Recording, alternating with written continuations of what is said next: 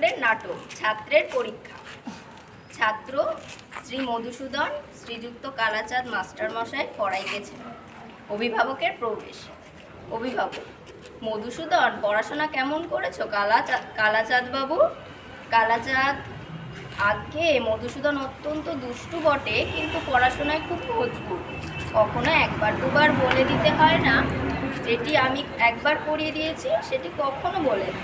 অভিভাবক: বেশ, তা আমি আজ একবার পরীক্ষা করে দেখব। কালাচাঁদ: তা দেখুন না। মধুসূদন স্বগত নিজে নিজে বলছে, ভাবছে, কাল মাস্টারমশাই এমন মার মেরেছেন যে আজও পিঠ চচ্চর করছে। আজ এর শোধ তুলবো, ওকে আমি তাড়াবই। অভিভাবক: কেমন রে মধু, পুরনো পড়া সব মনে আছে তো? মধুসূদন: মাস্টারমশাই যা বলে দিয়েছেন তা সব মনে আছে। অভিভাবক: আচ্ছা, উদ্ভিদ কাকে বলে বল দেখি। মধুসূদন: যা মাটি ফুঁড়ে ওঠে।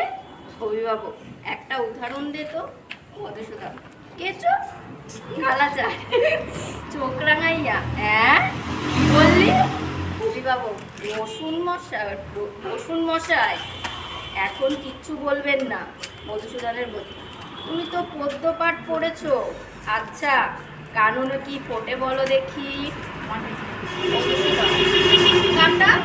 কালাচাঁদের ক্ষেত্র আসপালো: কি মশাই, মারেন কেন? আমি কি মিথ্যে কথা বলছি?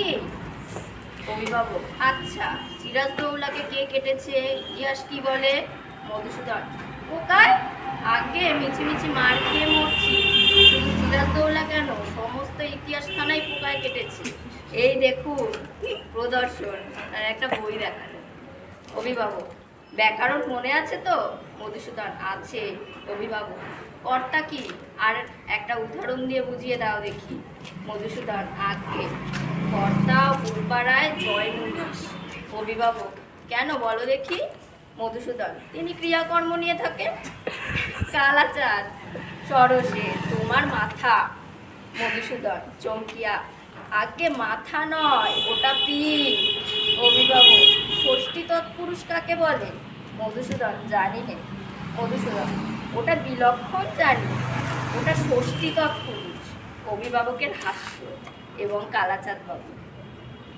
অভিভাবক: অঙ্ক শিক্ষা হয়েছে? মধুসূদন: হয়েছে। অভিভাবক: আচ্ছা, তোমাকে 6:30 সন্দেশ দিয়ে বলে দেওয়া হয়েছে যে 5 মিনিট সন্দেশ খেয়ে যতটা সন্দেশ বাকি থাকবে তোমার ছোট ভাইকে দিয়ে দিতে হবে। একটা সন্দেশ খেতে তোমার 2 মিনিট লাগে। কটা সন্দেশ তুমি তোমার ভাইকে দেবে? মধুসূদন: একটাও না। কালাচাঁদ: কেমন করে? মধুসূদন: সবগুলো খেয়ে ফেলবো, দিতে পারবো না। অভিভাবক: আচ্ছা, একটা বটগাছ যদি প্রত্যহ সিঁচি করে উঁচু হয়ে হয়, তবে যে বটে বৈশাখ মাসের পয়লা 10 ইঞ্চি ছিল, ফিরে বৈশাখ মাসের পয়লা সে কতটা উঁচু হবে?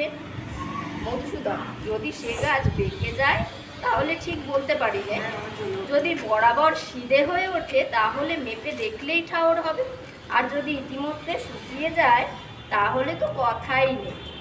কালাচাঁদ: মার না খেলে তোমার বুদ্ধি খোলে না, লক্ষ্মী ছাড়া, মেরে তোমার পিঠ লাল করে দেব, তুমি সিধে হবে।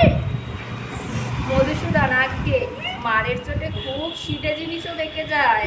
অভিভাবক: কালাচাঁদ বাবু, ওটা আপনার ভ্রম, মারপিট করে খুব অল্প কাজই হয়। কথা আছে, গাধাকে পিটলে ঘোড়া হয় না, কিন্তু অনেক সময় ঘোড়াকে পিটলে গাধা হয়ে যায়। অধিকাংশ ছেলে শিখতে পারে, কিন্তু অধিকাংশ মাস্টার শেখাতে পারে, কিন্তু মার খেয়ে মরে ছেলেটাই। আপনি আপনার বেত নিয়ে প্রস্থান করুন, দিন কত মধুসূদনের পিঠ জুড়ো, তারপরে আমিই ওকে পড়াবো। মধুসূদন স্বগত নিজে নিজে ভাবছে, আহ, বাঁচা গেল। কালাচাঁদ: বাঁচা গেল মশাই, এ ছেলেকে পড়ানো মজুরের গল্প, কেবলমাত্র ম্যানুয়াল লেবার। 30 দিন একটা ছেলেকে কুপিয়ে মাত্র 5টি মাত্র টাকা পায়। সেই মাইনেতে মাটি কোপাতে পারলে নিদেন 10 টাকাও হয়। নমস্কার।